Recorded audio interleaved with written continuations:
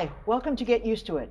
I'm Sheila Kuehl, and I guide you through our hour of fascinating information and interview. And today we're going to catch up with two married couples. Oh, boring, you say? Not at all. These are gay and lesbian married couples, naturally, who both couples of which married in 2008. And we want to catch up and see, well, what's the difference, if any? So the first half hour, we're going to be talking to two guests who were on our show, talking about their many marriages because they had to get married again and again and again.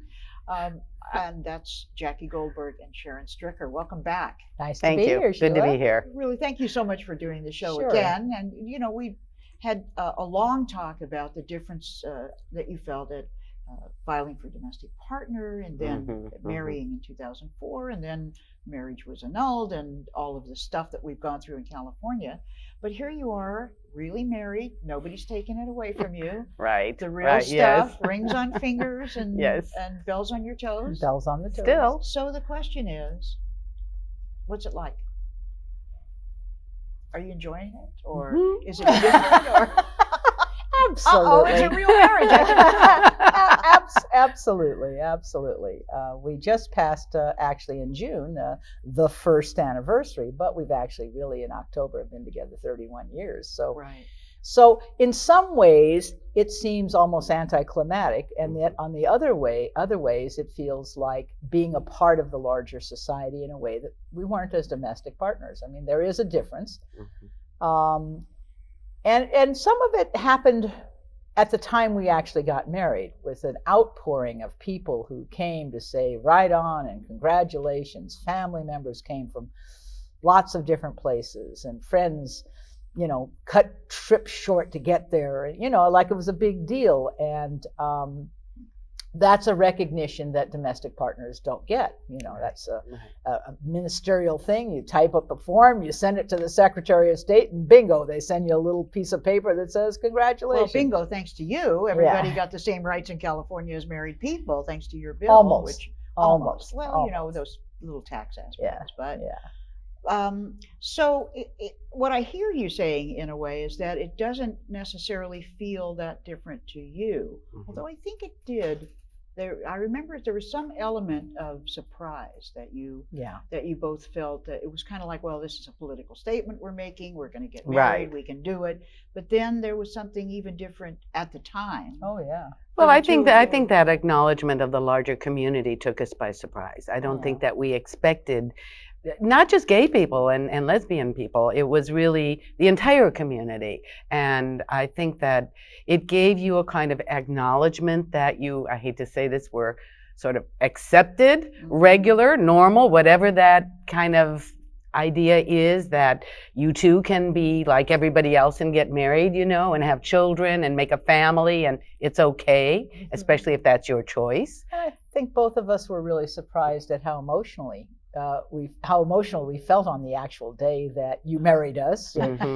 Sheila, you should know, married us all 3 times we've been married. So we thought this was a good plan. We're going to stay with this. Right. But I did wear a different jacket each time. But there was a very emotional reaction on the part of each of us, and our kids too. You know, our son and daughter-in-law were very emotional about it.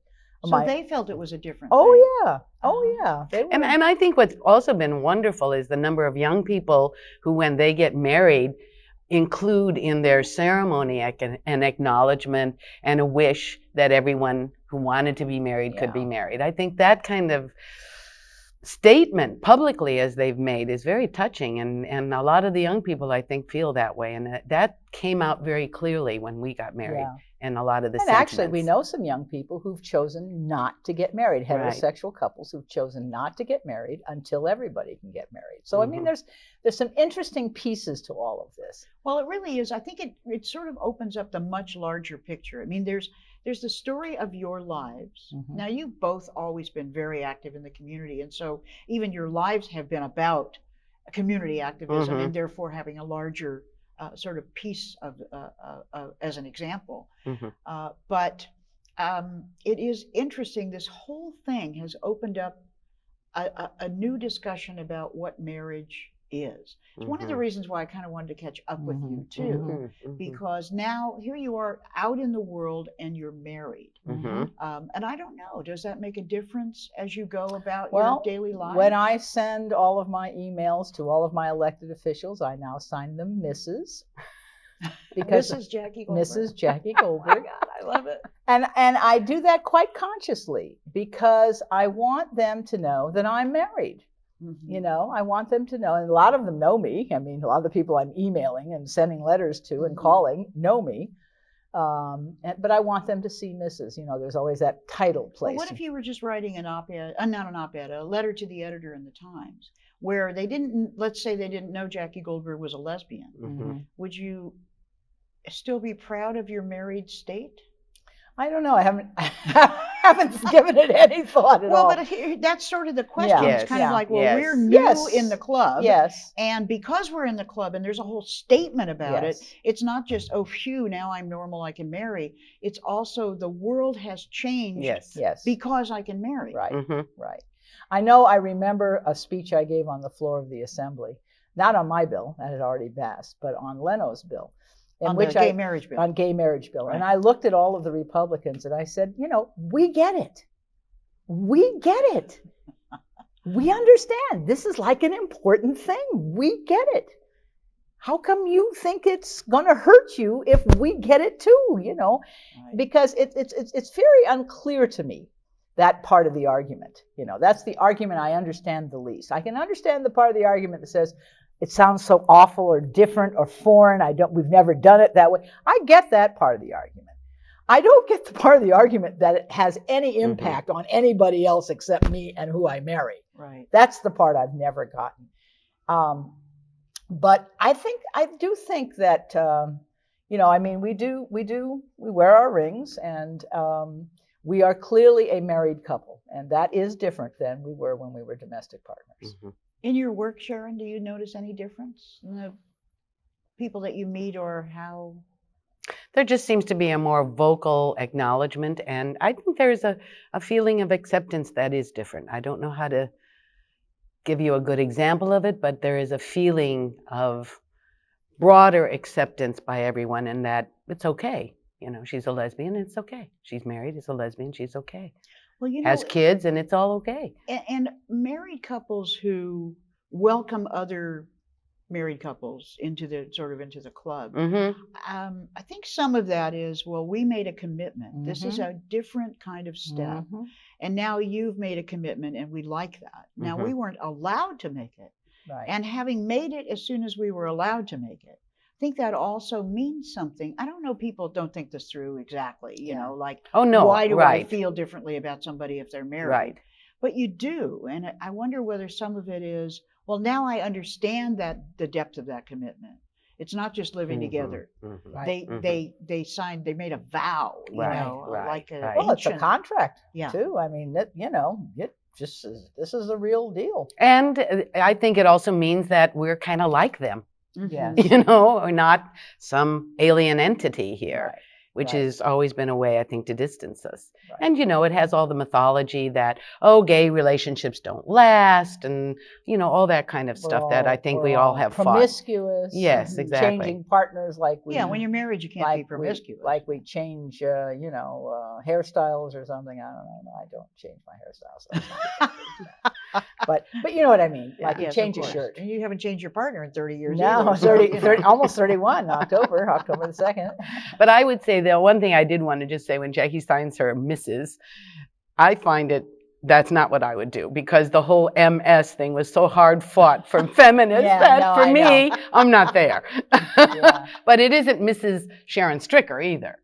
In other words, she's not doing Mrs. to my male name. Right. She's not doing having her own name still. We didn't with the Mrs. on it. Still, it's an interesting set of choices. Yeah. And you know, you're bringing up the using MS, so that we wouldn't be identifying people's marital status, was a feminist choice, because there were two different categories. Yes, right. You know, the ones that got married, well, they were wanted by somebody and they were legal and they were, you know, lovable. Yes, and lovable. And the Miss people were not lovable. No. They were the old maids. Nobody wanted them. Nobody wanted them. Right. So if you said Miss, right, then you were still looking. That was That's really right. sort of how yeah, it was. right. Yeah, I know it's an interesting thing because Mhm. the feminist community Yeah. was not all that hot for marriage. Right. You know, we thought it was when I- really kind of a when- hierarchical whatever. when the Yeah? San Well, it Francisco, was, when not the San, kind of, it when the was. San Francisco thing happened, I said, "Let's get married." She said, "No." She said, "I've done that already." Been there, done that, don't need to do it again. Yeah, really. But, you know, it was a political statement and it was important to do. And once we did it, we really did see the impact. I mean, there is truly a change in the larger, zeitgeist, which is, I would say, at least here in California. And I think even when we go back home to Illinois, Yeah. Yeah. there's I just think an so. acceptance that I think so too. wasn't there. And I don't think single lesbians think of the couples that got married as being now in a different kind of hierarchy. Right. No, You know, exactly. I mean, I it don't think seems so. different from Yeah. the way society used to say Mhm. married, good, single, bad. Right. Because we were bad. Then we got married and we're still Bad. We're still bad. I don't right. care if you sort get of there. know. Right. And believe me, Right, does it right. screw up your taxes? Let me tell Really? you. Oh my God. Your federal taxes? Well, or you can't file federal except as single. Uh-huh. Okay. So your California taxes are based on your federal filing, but you can't file single if you're married In California. in California. Mm-hmm. So I So did do you like marry? I What do you did. file? I filed A hybrid married filing jointly, but had to do the taxes completely from scratch all over again for California. for California. And auditing is often based on the fact that the two don't agree. And now, of course, forever they won't agree for us. Huh. So we're So we're expecting- waiting- we're awaiting the for auditor. the shoe to drop for someone to call us up and say hello. And I called the tax folks in Sacramento to say, how do I do this? And of course, And- they don't have a clue. And they said, well, ask your tax consultant. I said, my tax consultant said, how do you do this? Well, it is interesting too because of the recent case in Massachusetts, Mhm. where we're not quite sure what it's going to mean about federal Yeah. That's right. sort of benefits, like how you file your taxes. Well, if It's the very feds would gonna let be- us file jointly, that would be so much easier because Mhm. then we could go back to having one filing and then you just take the information from that and it becomes your California filing. that seems remote at the moment. Doesn't Very it? remote, very remote. Yes. Yeah. But not Very impossible. Not Yeah. After all of impossible. this seemed remote to us, even in Oh, the yeah. 90s. If you had asked either of us, would in our lifetimes, would we ever actually get married? We both thought that was simply not going to happen. We not- thought it would happen, but certainly not in our lifetime. Right. Certainly not. in our Well, I lifetime. remember in 1996 when Pete Knight brought his Mhm. bill in Mhm. California to bar gay marriage. Mhm. It was, I had forgotten what a huge topic it was. Mhm. Mhm. And, you know, reviewing some of my files and looking at how we were just arguing this every single day. I know. And it made it so real, even if it was because Mhm. someone wanted to say, you can't have it, having not thought we would ever get it in the Right, first place. right. Exactly. We just said, you're going to bar me from having something I never expected to have anyway. Well, Yeah. I'm going to fight that, you know. See, I thought, and I'm not a lawyer and you are, but I thought once a state, any state, legalized it, that the full faith and credit business would just mean that people wouldn't have a choice anymore because, you know, if you're a heterosexual couple married in California and you move to Montana, you're still married. Right, That's full faith and credit. right, But if we move to Montana, we're not married. Right. right. We're not even domestic partners there. So I had some difficulty because of how important full faith and credit is to the financial institutions of America. It just seemed to me that they would have to say, not because they wanted to, but because they'd have no choice. We can't have any exceptions to full faith and credit. So I actually thought that once one state did it, it was going to tip pretty quickly. Never occurred to me that somehow or another the legal eagles. Well, but that's why Congress passed the so-called Defense of Marriage Act. I understand. So that a state would not have to give full faith and credit, and then they didn't have to worry about what the that. law was going to mean in their, worry, you know, Yeah, what the but- law was going to mean but in that their law state. should be unconstitutional. Well, the shouldn't it? law, it may be declared Yeah, that's unconstitutional. true. That's true. It was very interesting because the judge found that even if you don't apply a real high level of scrutiny in the equal protection question, didn't even pass a rational, what they call Yeah. rational basis. Right. It's like there was nothing rational Right. about denying Mhm. these Right, the recognition right. of these marriages where they were legal in a state that made them Right. legal. Right. So, but every week it seems like something Yeah. moves forward. It is. It is. It's interesting. It's an interesting time to watch all of this. And I think the thing that I care the most about all of this for is really for young people, because young people who fall in love ought to be able to get married. That's all. Period. End of discussion. If that's what they want. For us, it was suitcases of documents trying to protect our assets. So, I mean, we kept several lawyers well employed. Who would tell us, however, that the documents really Probably would not didn't be meaningful Right. if we actually needed them. Particularly where Brian was concerned. Yes, our son. Our son, they kept saying, well, yeah, I called, first thing I did when we were going to stay together was to call the county and say, Sharon wants to adopt this child. She said, fine, come on down. I said, really? She said, yes, well, of course, you'll have to give up your parenthood of him if you want her to have parenthood. I said, no, You can only have one mother. I said, that wasn't the idea. The idea was for both of us to Right. be his parents.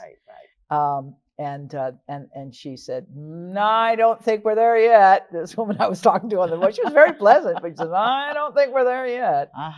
But that's where the domestic partnership bill changed all that. Right. In fact, I was probably the first one who ran down to the county, who then looked at me and said, what are you talking about? What forms? Because I wanted to adopt Brian legally, Right. and nobody else had ever even approached them with that idea.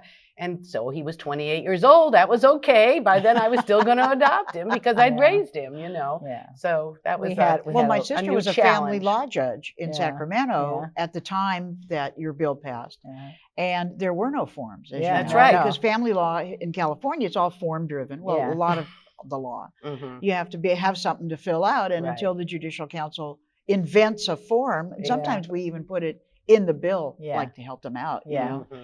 And there was nothing. And Yeah. everybody was, Right. as a matter of fact, the new judges training, it's sort of like going to summer camp. Yeah. They have Yeah. new judges training and they're supposed to do skits, just like you do in summer camp.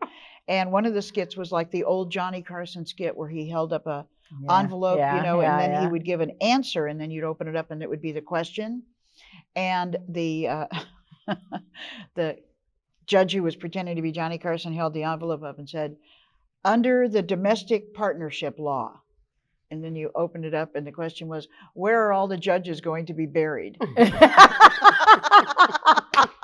Because there was no way to figure out what to do with it. Yes, I know, exactly. I know, Exactly. I know. And that, again, that's another advantage, I think, of just regular old marriage. Oh yeah. Mhm. Oh yeah. Mhm. Because everybody yeah. kind of knows what to do Oh, with yeah. it. That's right. Oh, Yeah, the yeah. rules are fairly clearly defined. But But the other thing I was going to say, I think that what gay and lesbian people and the feminist movement as well have really done is redefine that whole notion of hierarchical marriage. And I think that certainly when we go into thinking about marriage, we don't think of it hierarchically. We think of it equally. Yeah. We are equal partners. And I think the definition of marriage has also changed in that sense. And that's been and I think that's what the right wing is really worried about. Those boys think so, don't want too. those women to be equal to them. Exactly Yeah. right. Yeah. Well, it's, I don't know. They certainly don't want marriage if it served them well to change. Right. That's right.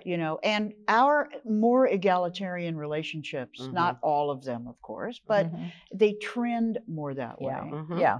Although we had our roles. Oh yes. issues, Oh too, yes. in Oh, and then some still men's do, and the women's some communities. still do, and Right. some still do. And it was really sort of a gender kind of based Yeah. thing. But it's very interesting looking at young couples. I don't know Yeah. if you have the same experience with your son and your daughter-in-law, but the men are much more engaged in the kinds of things that only women used to do. Yeah. Oh yeah. Absolutely. In terms He's of new babies, changing or the diapers, even Right. the poopy ones. and in my family, it's the boys who are the cooks. Yeah. Yes. Brian is too. Yeah, it's exactly. just, Brian does so almost the 100% feminist of the movement sort of cooking. succeeded in Absolutely. some of that. Yes. Oh, kind yeah, of. definitely. And it also, I Definitely. think, made us realize how men were being denied. I mean, you Yes. can look at certainly our gay male couples who have children, one of whom is going to be on the second half of the show. And we haven't really talked about this with them, but sort of the prejudice, especially if you're in the working world, Oh yeah. about taking time off for your Mhm. child. Well, Yes, the yes. wife should be doing that. That's Right. right. Because Yes. I find that the young men in even staff in the building in Sacramento, they have to kind of fight to have the same ability, Right. to do it. Right. So it's right. sort of the roles thing that's Yeah, really yeah, kind of yeah. shifting. Yes, Yeah. very definitely. And I think to a good point. I mean, I Yeah. think it's really positive. So are you grandparents? Yes, yes. Oh, we you can have a talk about that for a grandbaby. minute if Oh, you like. yes, we have the most gorgeous grandson, Alejandro Eduardo Goldberg. And there's But she's another not thing that's proud of changing in him. America Yes, too, huh? that's Yes, right. yes, Alejandro yes. Goldberg. Exactly. Sure. Right. And he's a very big boy. He was 12 pounds, 9 ounces at birth, Wow. and he's now just a little over 3 months, and he's already about 19 pounds. Wow.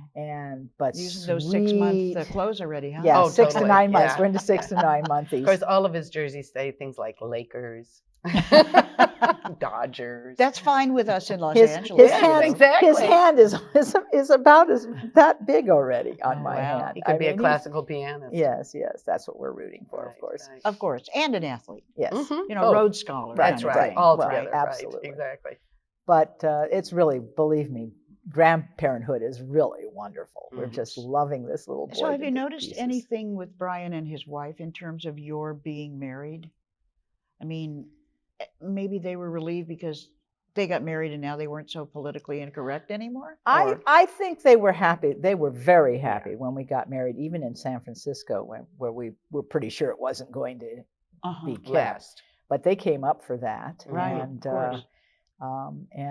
they've they were very, very happy at the marriages that we've had. And I think that Brian in particular was really Yeah. pleased Yes. because, he lived 28 years with us not being able to be married and feeling the discrimination through all kinds of things, like we said. Mhm. And so for him, he was quite pleased Yeah, that we he were was now very allowed pleased. to be married. And I think that was really a joyful moment for him that Even way. my 98-year-old mother said, "Well, it's about time you Right, guys got right, married." Right. She did too. Yeah, it is a difference. Yeah. What would you say to young people who are thinking about getting married? Let's say heterosexual couples Mm-hmm. who are ambivalent about it because our community can't marry. I haven't asked you this question, Yeah, so I haven't given you a lot know. of time to think about it. A part of me would say to them, don't get married yet. If everybody can't, then you shouldn't. But part of me also says, if you're ready to make that step and your commitment is there, just go ahead and do it. But don't stop fighting for the Right. rights of everybody Yeah. to get married. So I got a foot in each camp. Mhm. But part of me is pleased, I have to say, when someone comes up to me, as some have, and said, we're not getting married because you can't. Mhm. I find that extraordinarily generous of them Mhm. to actually give away a privilege Mhm. that not everyone can share in. So, I have a little different take on that because I think if you're thinking about getting married and especially about having children, I think marriage is a protection, especially for kids. Yeah. Mhm. And so while I would say if you're not going to have kids, then it really doesn't make quite the same. I don't have quite the same argument. But if you're thinking about having children and having a family, there are certain protections in marriage that you just don't get if you're not. Yeah, we can tell you And that. we live through Right. them, and I wouldn't put anybody through that Yeah. again. When Jackie was having her back operated on, I couldn't even sign the documents. We had to run out and get a staff member or somebody. We had Yeah. to call up and have them come because no one in the hospital could sign those documents. Couldn't witness it. And It's the a staff conflict. member because they can write your signature? No, yeah, well, that's true. But a staff member because they were not conflicted by being I a see. hospital Sure. person. Right. And they weren't anywhere near where I was. So I'm sitting here on a gurney waiting for someone to get there to sign Wow. something. Because we didn't think about having a power of attorney. Right. We had a lot of documents, but we hadn't gotten to that was one the yet. one, right. And we needed a power of attorney for health, but it has to be witnessed by two Right. people who are not related Right.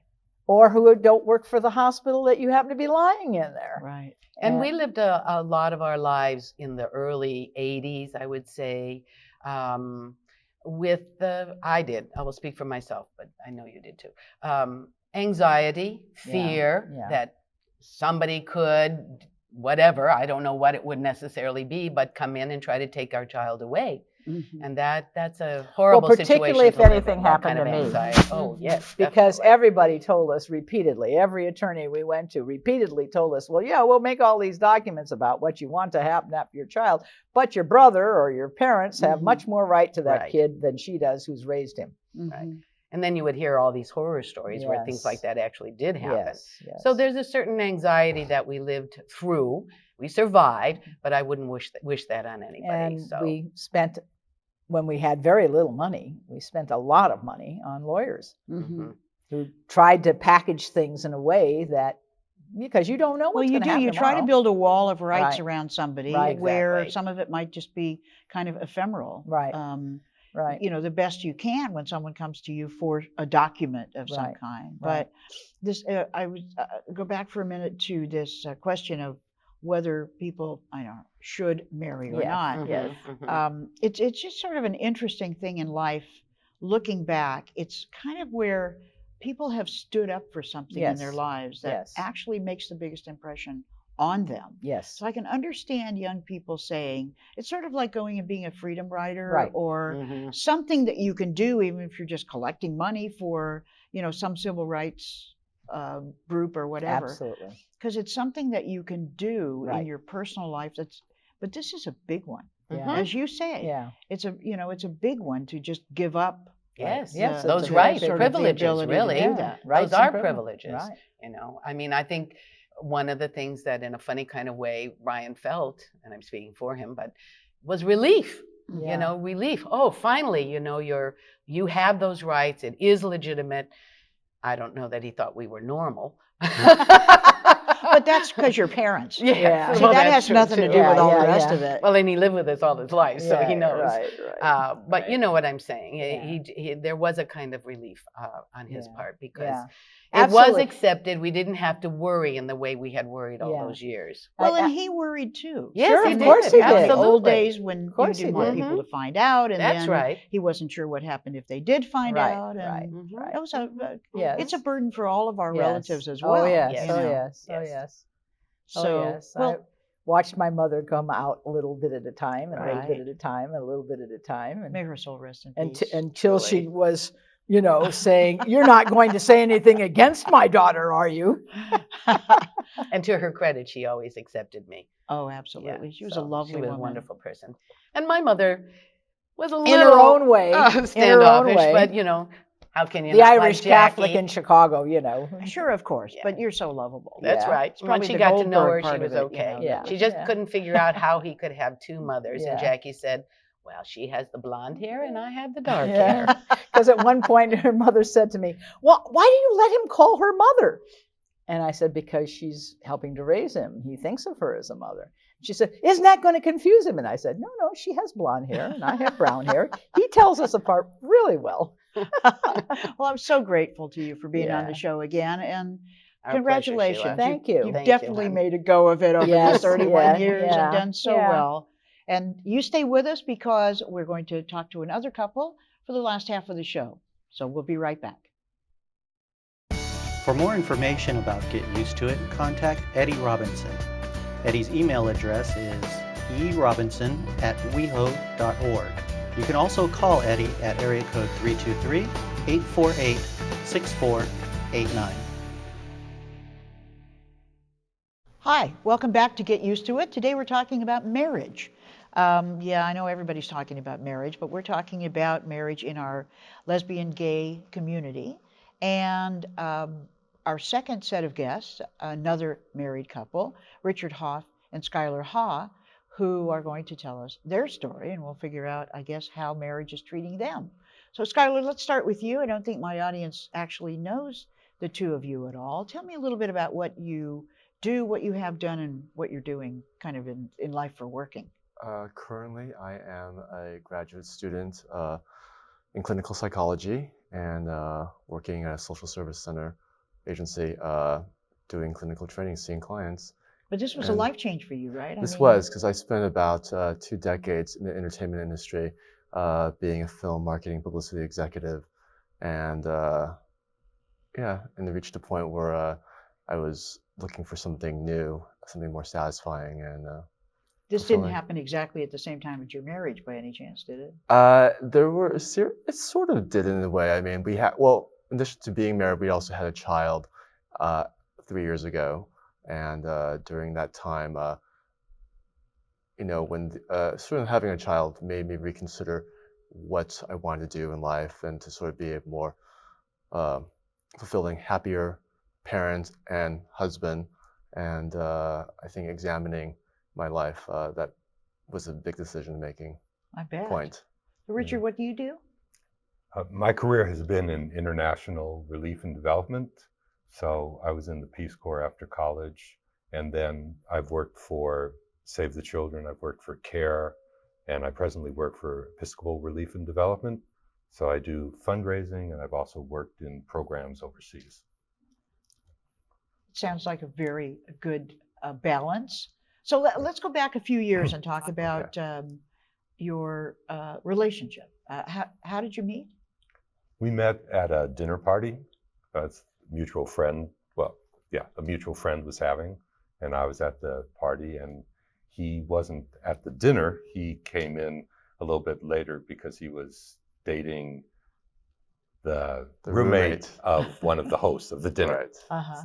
And things. So that was a moved. brief meeting that lasted about 10 minutes of conversation.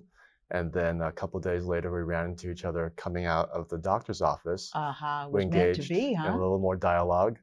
And then he left to go out of the country for work. And a month later to the day, he arrived back home. We ran into each other in a parking garage going to the same place. Okay, something was trying to get So, you guys yes. together. At which point I was Right. single. So, Really? and then it's just developed into a dialogue, conversation, friendship that led to 12 and a half years now.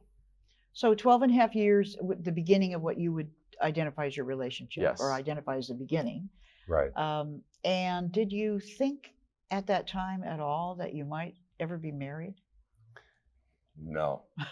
From the beginning, no. No. I mean, I knew that I liked him and loved him after some months, and that I wanted to be with him, and I think he wanted to be with me.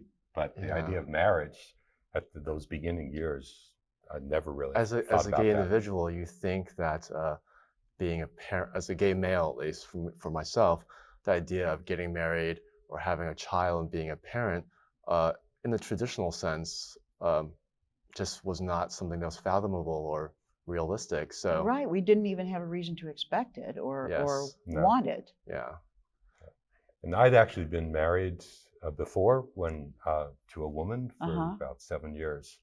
And so the marriage ended, obviously, and I wasn't really in a rush to get married again, and never thought that as I realized that I was gay, that marriage was going to be part of my future in any way. Right. I know it really was, when you say unfathomable, it's really, Yeah. really true. I mean, we could not even have imagined it. And yet you began to make a commitment. So what was the first sort of manifestation, public manifestation of your commitment? Did you register? the filing of a domestic partnership. I mean, when that became available, it's sort of like, wow, we're making a lot of progress here. I think it's really wonderful. And we reached a point in our life when, you know, we decided to live together. We purchased a home together. And then the thought of like, well, we're carrying our relationship to this next level. You know, we're committed to one another. These opportunities for these rights exist. They're limited in a domestic partnership. So why don't we file for it? At least have some rights as California residents. Yeah, that was about 5 years into the relationship. We decided we wanted to actually live together, buy a house together. And so that's when we decided to do the domestic partnership. And what was it that you thought would be the benefit of filing? What did it seem like? More for the rights, or kind of a status, or? For me, it was more the rights that if something happened to me, he would get the house, those kind of legal It's more, I issues. think, like the healthcare issues of hospital, something were to happen to him. That's true. They have to be able to be present, to have a say, to not have somebody else come in and say, well, you're not really related, you don't have a tie, you have no rights. Right. And to be excluded in that manner, it was just difficult to imagine, just because we're so devoted to one another and to, our relationship. Well, the rights in California for domestic partners are pretty much the same as for married people, but you didn't stop with just domestic partners. So I want to know more about the process between that and your marriage. Well, for me, it was a few years later that we were having dinner Valentine's Day at a restaurant locally in Los Angeles. And we got to know this heterosexual couple next to us. We just had this great conversation with them. And they had just become engaged. They were talking about it and so on. And then we were having this dinner, and I looked over at him and I said, "Do you want to get married?" And he looked at me, but he did say yes, which was really good. But then it took about a year before we actually acted on it in any way. Yeah, I think at that point, I think Canada was the only place where one could get married. Maybe Massachusetts had already been enacted. But we were also planning to have a child and going through the whole surrogacy process. And though Richard had proposed the year before, he'd said, we're having this child and maybe we should get married now. I mean, I hate to have our child be born out of wedlock. And it was comical and funny, but at the same time, it was sort of, wow, there's a good point there, I think, in some ways. I mean, in some ways, having a child, again, changes your perspective, and getting the opportunity to get married sort of almost legitimizes your relationship. And for your child, I mean, being a child of a same-sex couple is going to have enough things presented in our daughter's lifetime, I think, of growing up. And I think to sort of cut out one less thing, for people to have to say, oh, well, your parents aren't married. You're not really legal. Your parents aren't married. You're not a real family. I think the whole marriage and whatnot sort of almost legitimizes to the public, and in some ways it also empowers us to sort of be this united family that we already recognize it to be, but at least to the public who may have not seen it, perceive it to be the same. Yeah, is that fair statement? I think it's fair. For me, having been married in a heterosexual relationship before, and so we got divorced and we're friends and so on. But I was also, the idea that I needed, as a gay man, to be married in order to be accepted or tolerated by what I saw as the dominant heterosexual society. It seemed to me crazy, with divorces at 50 or 60%, the hypocrisy that goes with so much of quote unquote traditional marriage. I didn't want to just say, please, please, please let me into your club, because it wasn't a club that I respected.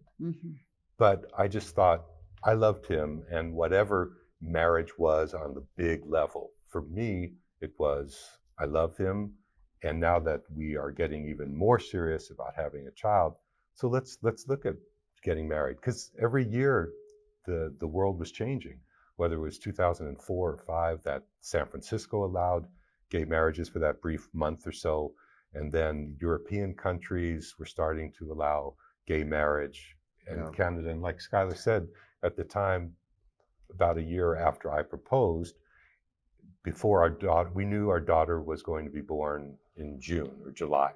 And so before she was going to be born, about 5 months, I said, well, let's really do something. And Canada was the only country that allowed gay marriage for non-residents.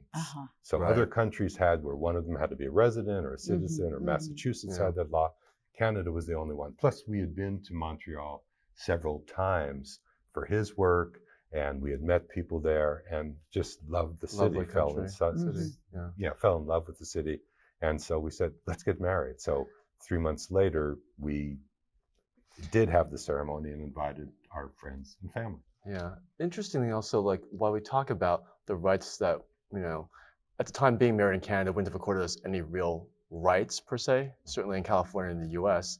And I think the act of it was also more of a statement about how we felt about each other, and to honor in front of our friends and family just our love for each other, and to share our love for each other with people close to us. Well, I think that's what It's more ritual is symbolic. for. Yeah. You know, we don't think a lot about ritual in our lives because here we are, we're modern Americans, Right. and we're completely separated, you know, from the old countries or wherever people come from, unless you're a first generation, a current immigrant or first generation, in which you sort of have a little bit.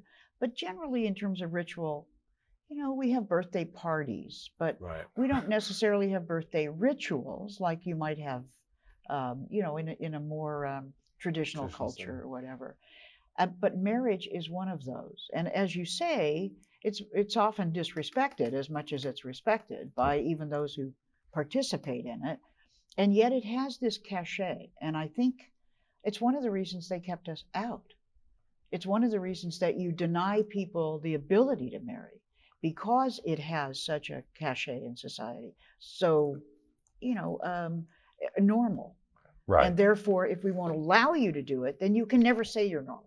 And that's how we're going to keep So you it from ever further being normal. marginalizes. Right. I mean, see, we Right. told you weren't normal, and we're going to make sure that, you know, that that's the case. Yeah, and that's what I wanted to show, is that I think our relationship is really good, and our wedding was wonderful. We had Yes, about tell more about the wedding, we because you had had about- to travel pretty far to go do it. right, Yeah, from and we- Los And we Angeles had to about Montreal. 65 people come in for it, which is pretty a big statement to us. We were really surprised. I think we had like maybe 75 people in total, and I was surprised because the fact that these people, everybody who we found to be meaningful to us, who were instrumental in our relationship and being a part of it in its development and growth, made the effort to be out there. You know, there's straight friends, gay friends, old, young, new friends, old friends.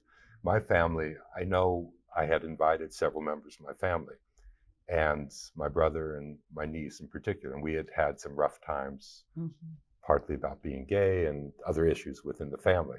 And so when I invited them and I didn't hear back from them, or they weren't going to come or something, and Schuyler did what I wouldn't have done, which was he called them up and said, it would be really meaningful if you would come and attend the wedding. And so it was his call that pushed them, I guess, enough. I mean, it wasn't like a threat, but No, I understand. it got them to come to the wedding. And then my brother walked me down the aisle. And what I really see now is that they had gotten to the point of accepting me for who I was. They knew I loved Schuyler and vice versa, and it was a good relationship. But I think being there in the wedding, seeing all of our friends together, it made it, it's just something subliminal and deep, that we are exactly the same. We are exactly the same. We just love someone of the same sex. And we were also very cognizant that while we were having a wedding, that it wasn't going to be a traditional wedding in terms of the vows and the language that was being spoken. We pretty much wrote our own wedding. You know, we had it officiated by a real friend who knew us, who spoke about us, and other participants, and everyone had a role. You know, the only thing that was traditional is that we had to have an official sort of, you know, do the Someone vow. who could say that Yes.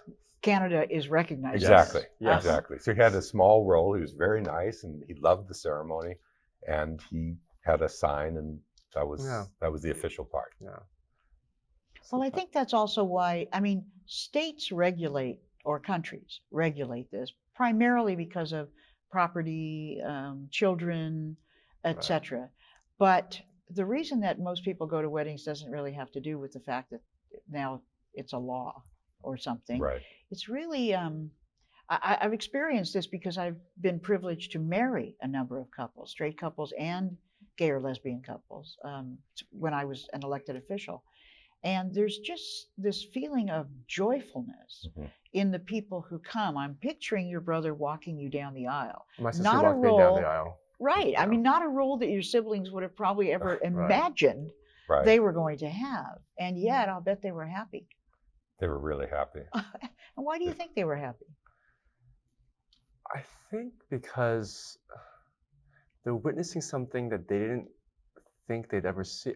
I think seeing us happy made a difference, but I think it was an experience that they never would have imagined or understood, and you can't really understand it until you're there, I think, and seeing it, and you realize, wait, this is a special moment because it's not a moment that everybody has the privilege of having, and just sort of a testament to the words that are being spoken by the people, and also, family is more than just who you're born into. It's also the ones that you create out of love, and they saw that, and they saw this sort of extension of our family. And do your families get along? Yeah, they do. They do. Because that's another interesting thing about marriage, is that the families feel that they're suddenly in this kind of connected, extended families. Not that in-laws always get along, I mean, sometimes don't.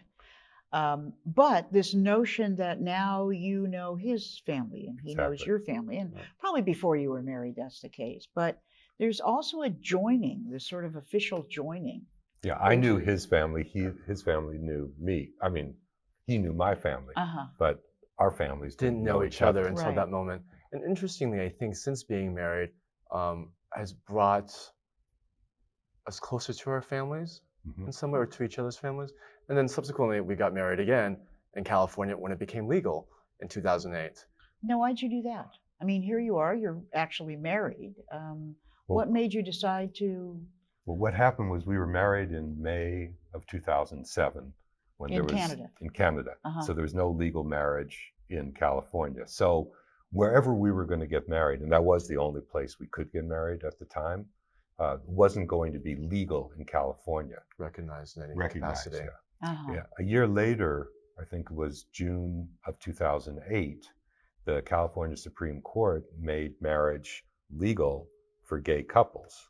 And then, of course, Proposition 8 came on the ballot. So there was that window between June something of 2008 and November with the election where gay couples could get married in California. We didn't know what was going to happen after the election. So our marriage from Canada, when marriage became legal in California, our marriage in Canada was then recognized as a legal entity, a legal union. However, we started realizing that as it got closer to the November election, that if Prop 8 passed, that our marriage in Canada would definitely not be recognized, but marriages between June and November in California might be recognized. So, I think it was just to ensure that we thought about it, well, we don't really need to get married again because we've already done this, but there were benefits to it if our marriage, our California marriage, could be recognized as being legal. There were legal benefits that extended to us as well as parents to a child that were important to have. And at the very minimum, it was sort of being a part of a movement that was fighting for this equality, and just sort of historically, it just was, to me, symbolic and something that we, welcome to be a part of. Now, you started to say, as an aspect of your marriage, that it had brought you closer in some ways to your families. And then you said, on our California marriage, was there a relationship, and were you thinking a connection there, something that I interrupted you and you didn't get to say about being closer to your families? No, I think it just, it's interesting. I mean,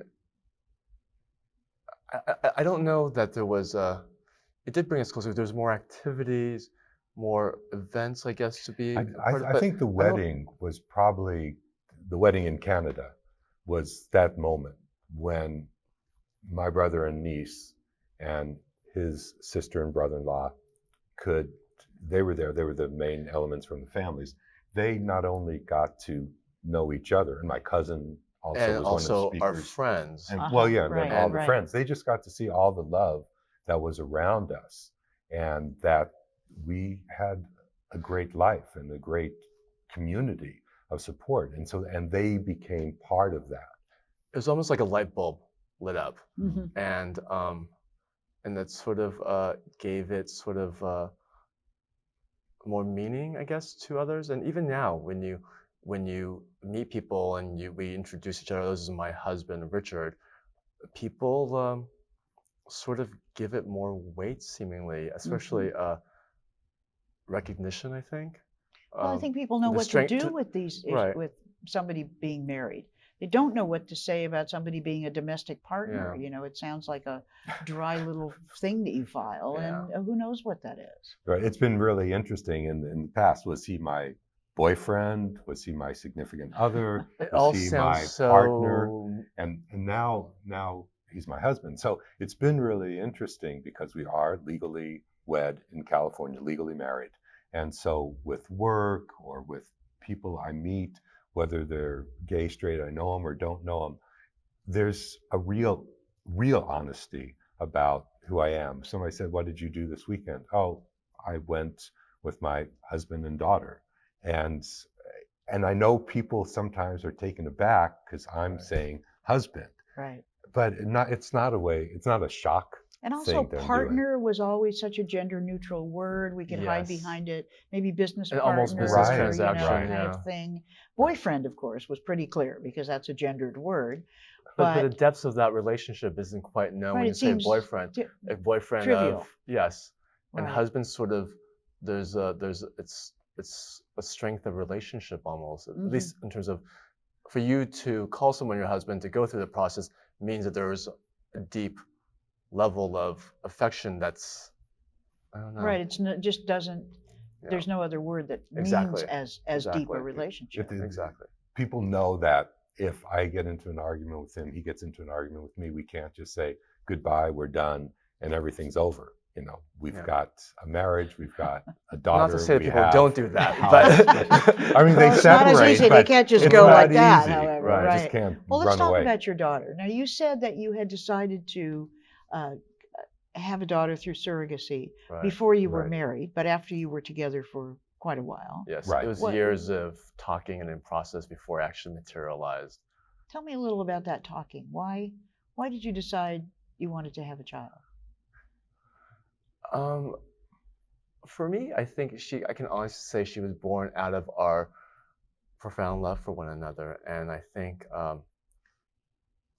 it's a sort of an odd statement to say. I always feel sort of self-conscious in saying this, but you know, we went through the surrogacy thing, egg donor surrogate. We used both our sperm, but there were, for me, one component was like the thought of not having Richard in my life was sort of unimaginable, and I thought if anything were to ever happen, initially this was my thought, and given there's an age difference between us as well, and I thought if things were to happen, it's natural progression, you know, how wonderful it would be just to have an extension of him, of somebody that was created out of our love, and to be a part of raising a child, and just it sort of took a relationship to how can we expand our love for one another? What more can there be to add to our already really blessed life together?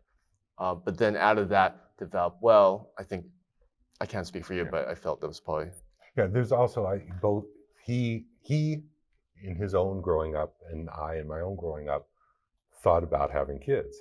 We both separately thought it'd be a great thing to do, and of course one day I'll have kids. I used to teach school for some years also up north, and I liked kids a lot, and had even talked with some lesbian friends of mine about, this was 25 years ago, about being the father, the biological father to their child.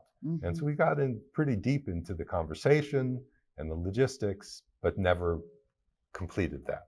And gradually I just thought, okay, this is never going to happen. I'll never have a child. And so somehow we started talking about kids, or some friends of ours were having kids, and yeah, I really like kids. Oh, I like kids too. And then we knew some people who had children through surrogacy, and that it was a possibility. So like Schuyler said, there were several years of conversation about what it would mean to have a child, and then we did it. And then you did it. And how old is she now? 3 years old. She turned And what's 3 her 2 years name? ago. Summerin. Summerin. Yes. It's a beautiful name. Thank you. So do you feel, it's a funny question. I'm not even sure I know how to ask it. Is it more profound to be a parent or a husband? Wow. It's profound to be a family unit with a husband and a child.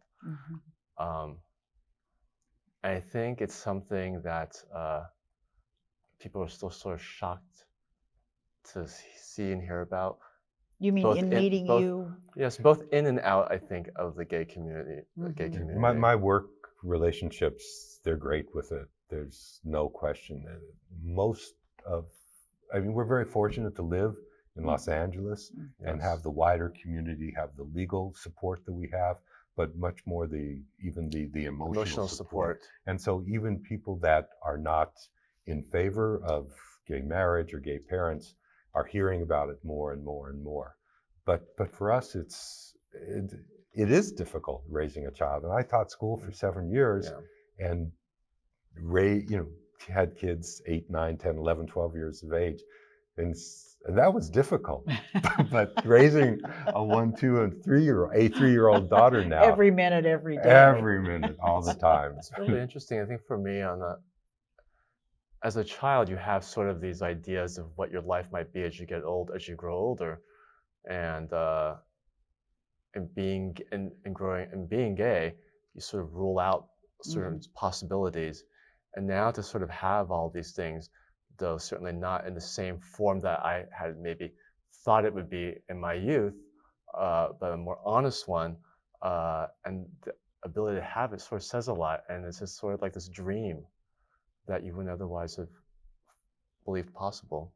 Well, I want to thank you both very, very much for being on the show. Thank you. And congratulate you. I mean, for the marriage, for the daughter, for the life. It seems you've done very well, and I'm really, really pleased and grateful that you shared it with us. I'm really glad that you shared the time with us as well. And I just want to leave you with one last thought, and that is gay and lesbian marriage and family. Get used to it.